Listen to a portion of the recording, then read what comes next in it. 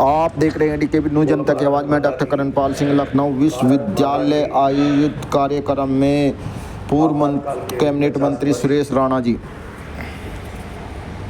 कार्यक्रम में उपस्थित हमारे लोकप्रिय उप मुख्यमंत्री, इसी विश्वविद्यालय से छात्र संघ के नेता के रूप में आपने पूरे देश में अपना नाम बढ़ाया, विश्वविद्यालय का नाम बढ़ाया, ऐसे आदरणीय ब्रजेश पाठक जी, हमारे इस सरकार के बहुत ही सक्रिय और नए नए इनोवेशन करने वाले मंत्री आदरणीय दयाशंकर सिंह जी, हिंदुस्तान समाचार समूह के अध्यक्ष आदरणीय अरविंद जी, आदरणीय संजय शुक्ला जी और मेरे मित्र जिनके आदेश पर मैं इस कार्यक्रम में उपस्थित हुआ हूं, ऐसे वरिष्ठ पत्रकार भाई दिलीप शुक्ला जी, और मेरे सामने बैठे मैं चेहरे देख रहा हूं, व्यक्ति नहीं जो अपने आप में एक एक संस्था है, ऐसे तमाम सम्मानित साथी, वंदनीय साथी, आज का कार्यक्रम अपने आप में एक ऐसे विषय के साथ है जो विषय जब हम सुनते हैं, क्योंकि हमारे बहुत सारे यहाँ सीनियर पत्रकार बैठे हैं जिनकी लेखनी को लोग उनके नाम से ही पढ़ते हैं, हमारी पार्टी के बहुत सीनियर लीडर यहाँ बैठे हैं, हमारे बहुत सारे प्रवक्ता यहाँ बैठे हैं जो अनेक विषयों के विशेषज्ञ हैं, लेकिन आपातकाल के 50 वर्ष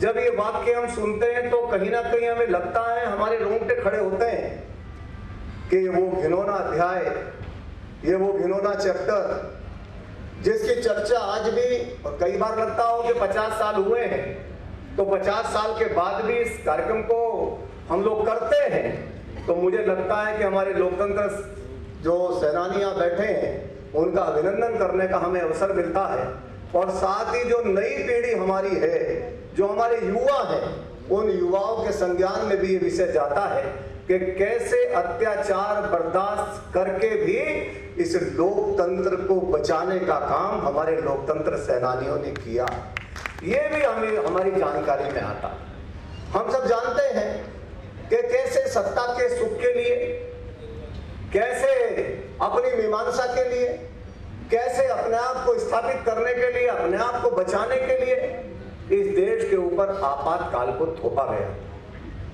जब देश में वातावरण था, युवा भी संघर्ष कर रहा था अपनी मांग के लिए, किसान भी संघर्ष कर रहा था, भ्रष्टाचार चरम पर था।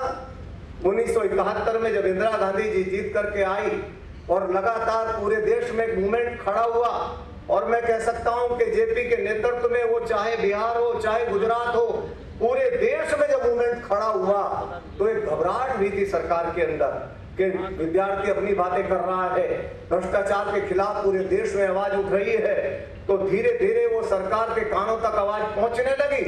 लेकिन जब एक फैसला आता है माननीय न्यायालय का, और न्यायालय के उस फैसले में 12 जून 1975 में जब आंखें खोल दी जाती है सरकार की कि आपका जो चुनाव है इंदिरा जी, आपने दुरुपयोग करके साधनों का और भ्रष्टाचार के आधार पर आपने चुनाव को जीता है, तो केवल और केवल अपनी सत्ता बचाने के लिए, और लगा के एक हाईकोर्ट का फैसला आया है, साथ साथ ही देखा कि पूरे देश के अंदर जो वातावरण है, गुजरात में चुनाव हुआ तो चुनाव में आप पराजित हो गए, वहां जनता पार्टी की सरकार बन गई। आपने देखा सारे विश्वविद्यालय के प्रांगण में हम बैठे हैं, विश्वविद्यालय के हमारे जितने छात्र थे, देश भर के नेता थे, वो सड़क पर उतरे थे, आप दमन कर रहे थे और गले में पट्टी डाल रहे थे, मुकदमे लगा रहे थे, उसके बाद भी छात्र सड़कों पर थे, लेकिन आपने घबरा करके बिना किसी तथ्य के, बिना किसी संविधान की मर्यादा का पालन करते हुए आपने इमरजेंसी को, आपातकाल को इस देश के ऊपर थोपने का काम, ये बहुत ही शर्मसार है। हमारे मुख्य अतिथि हैं, निवक्ता हैं, बहुत सारी बातें रखेंगे, लेकिन हाँ एक बात मैं जरूर कहूंगा कि ये केवल अपनी कुर्सी के लिए, एक ऐसा देश जिस देश की आजादी प्राप्त करने के लिए अनेकों नौजवानों ने फांसी के फंदे को चूम लिया,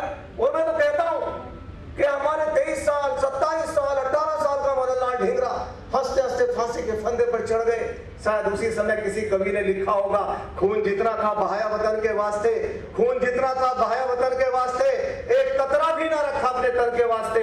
यूं तो दुनिया में मरते हैं बहुत, पर मौत वो है जो आए वतन के वास्ते।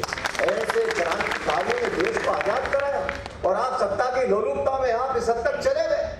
आपने इस आपातकाल को देश के ऊपर थोपने का काम किया। उस समय टेलीविजन नहीं था, लेकिन आपने रात में कोई कैबिनेट नहीं किया। आपने सुबह ही जैसे लोगों ने आकाशवाणी बीबीसी के माध्यम से सुना कि देश पर तो आपातकाल लागू हो गया है, और जगह जगह आपने दबिश देनी शुरू कर दी, आपने गिरफ्तारियां शुरू कर दी। हमारे बहुत सारे पत्रकार साथी यहां बैठे, सारे अखबारों पर आपने चाबुक चला दिया। विरोध करने के लिए कहते हैं, बहुत सारे अखबारों ने अपना विरोध प्रकट करने के लिए अपने कोरे पन्ने छापने शुरू किए। कुछ नहीं लिखा, कोरे पन्ने छापे, केवल अपना विरोध स्वरूप प्रेमल को बदलने का आपने काम कर दिया, सारी धाराओं में संशोधन करने का आपने काम कर दिया।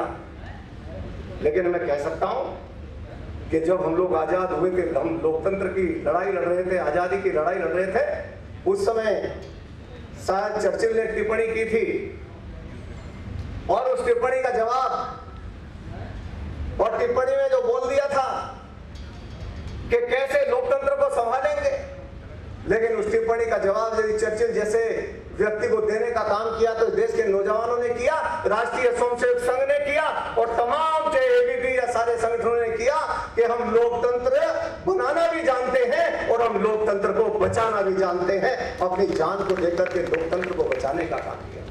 1 लाख से ज्यादा लोगों को जेलों में भेज दिया गया।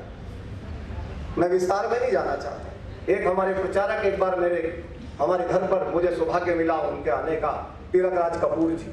मैंने उनसे पूछा, आपकी जो ये नाखून है ये भाई सब काले काले क्यों हैं? आपके पैरों के नाखून भी काले काले। लेकिन उन्होंने बात को टालते रहे, क्योंकि सोम का प्रचार वो लोग नहीं करना चाहते। तो मैंने पूछा क्या हुआ, तो उन्होंने कहा नहीं छोड़ो। तो थोड़ी देर बाद जब काफी आग्रह हुआ तो उन्होंने कहा ये सारे हाथ पैर के नाखून ये निकाल लिए गए। यातनाएं देते थे लोगों, बताओ अटल जी कहाँ हैं, बताओ अडवाणी जी कहाँ हैं, बताओ संघ के लोग कहाँ हैं, बताओ एबीपी के लोग कहाँ हैं, बोलो आरएसएस के प्रचारक कहाँ हैं, अन्य समाज सेवी कहाँ हैं, अन्य जो लोग लगे थे आंदोलन में वो लोग कहाँ हैं। तरह तरह की प्रताड़ना देने का काम करते थे। लेकिन मित्रों, जो सबसे बड़ी बात है, जहां आपातकाल का घोर संकट था, उसी में आशा की एक किरण भी थी कि इस देश ने कभी भी तानाशाहों के सामने झुकना नहीं सीखा, कभी झुकना नहीं सीखा। देखिए कितनी कठिन परिस्थिति होगी, ना टीवी है ना कोई माध्यम है, कैसे समाचार एक दूसरे के पास भेजना होगा। छोटे छोटे बाक्सों से वो एक दूसरे के समाचार का आदान प्रदान करते थे। मीसा लोगों के ऊपर लगा दी, और मीसा भी ऐसी जिसमें कोर्ट में कोई सुनवाई नहीं थी। रासुका तो हमारे ऊपर भी लगी थी 2013 में, लेकिन उस समय हम हाई कोर्ट जा सकते थे, अपनी बात कह सकते थे। पर लोकतंत्र सेनानियों पे जो मीसा लगी, उन्हें अपनी बात कोर्ट में कहने का भी अधिकार नहीं था, क्योंकि कोर्ट को भी कहीं ना कहीं धारा हटा करके कोर्ट को भी बाधित करने का काम किया गया। हमारे राजनाथ सिंह जी, यहाँ के लोकप्रिय सांसद, देश के रक्षा मंत्री, वो स्वयं अपनी माताजी के संस्कार में शामिल नहीं हो पाए। ये ऐसी सी हजारों लाखों घटनाएं हैं जो सह करके भी लोकतंत्र को मजबूती के लिए अपने आप को तेरा वैभव अमर रहे मां हम दिन चार रहे, अपने आप को प्रस्तुत करने का काम किया। इसलिए जरूरी है हमारी जो युवा पीढ़ी है, हमारे युवा लोग हैं, हमारे छात्र नेता हैं, ये विश्वविद्यालय में कार्यक्रम है, उस पीढ़ी तक ये विषय जाना चाहिए कैसे लोकतंत्र का हनन करने का काम किया। मैं धन्यवाद करना चाहता हूं, चाहे जेपी हो, चाहे अन्य हमारे नेतागण हो, अटल जी, अडवाणी जी, हमारे अनेकों नाम है। राजनारायण जी ने भी जो है उस समय वो गए थे कोर्ट के अंदर, कि जिन्होंने संघर्ष का बिगुल बजाया और देश के अंदर ऐसा वातावरण खड़ा किया कि पूरे देश को एक मत करने का काम किया और तानाशाहों को झुकाने का काम कर दिया। आज भी बहुत सारे लोग छोटी सी एक किताब लेकर के जेल में घूमते हैं, संविधान दिखाते हैं ना संविधान। इसलिए इस कार्यक्रम का यह भी महत्व है कि ऐसे लोगों को बताना चाहिए कि जेल में जो किताब लेकर के घूम रहे हो, इसे दिखाने का तुम्हें अधिकार नहीं है। अरे बाबा साहब चुनाव लड़ रहे थे, उपचुनाव, तो आपने 1952 में देखा कि बाबा साहब जीत रहे हैं। उसी बाबा साहब के आपने चुनाव में 80,000 से ज्यादा वोट निरस्त करा करके उनको चुनाव हराने का काम किया। आपको एक किताब दिखाने का काम नहीं है, आपने प्रेम्बल बदलने का काम किया, आपने हमारी धाराओं में छेड़छाड़ करने का काम किया, लाखों लोगों को जेल भेजने का काम किया, अपनी कुर्सी बचाने के लिए जो भी हो सकता था वो प्रताड़ना आपने देने का काम किया। एक जेल में जिसकी क्षमता 400 थी, उस जेल में 4000 लोग थे। कोई मेन्यू नहीं था, कोई व्यवस्था नहीं थी, केवल और केवल दमनकारी नीति थी। लेकिन इस दमनकारी नीति को कुचलते हुए मैं, चूंकि 100 वर्ष संघ के पूरे हो रहे हैं, मैं राष्ट्रीय स्वयंसेवक संघ और तमाम उन सामाजिक संगठनों का हृदय की गहराइयों से धन्यवाद करना चाहता हूं कि जिन्होंने मजबूती के साथ बिना संसाधनों के इस मसाल को जलाने का काम किया और देश के लोकतंत्र को बचाने का काम किया। 1893 में स्वामी विवेकानंद जी ने कहा था कि मेरी आंखें देख रही हैं। आज 100 वर्ष संघ के पूरे हो रहे हैं। उस समय कहा था कि मेरी आंखें देख रही हैं। जो बहरे हैं वो सुन नहीं पा रहे होंगे, जो अंधे हैं वो देख नहीं पा रहे होंगे, लेकिन मेरी आंखें देख रही हैं कि आने वाले समय में भारत विश्व गुरु होगा और आज हम उस पल को देख रहे हैं अपनी आंखों से। मैं आदरणीय नरेंद्र मोदी जी का अभिनंदन करना चाहता हूं कि किस तरह से माहौल बनाया देश को परम पर ले जाने की तरफ। उत्तर प्रदेश में यशस्वी मुख्यमंत्री योगी जी का धन्यवाद करना चाहता हूं और ऐसे लोगों को भी कहना चाहता हूं कि जिनके पूर्वज जेलों में गए, आज वो कांग्रेस के साथ गलबैया करते घूम रहे हैं, हाथ में हाथ डाल करके घूम रहे हैं। इसलिए आपातकाल के 50 वर्ष उस इतिहास को, उस कलंकित समय को भी याद करने के हैं और हमारे नौजवानों, हमारे संगठनों, हमारे पत्रकार साथियों, पत्रकारों पर प्रतिबंध लगा दिया।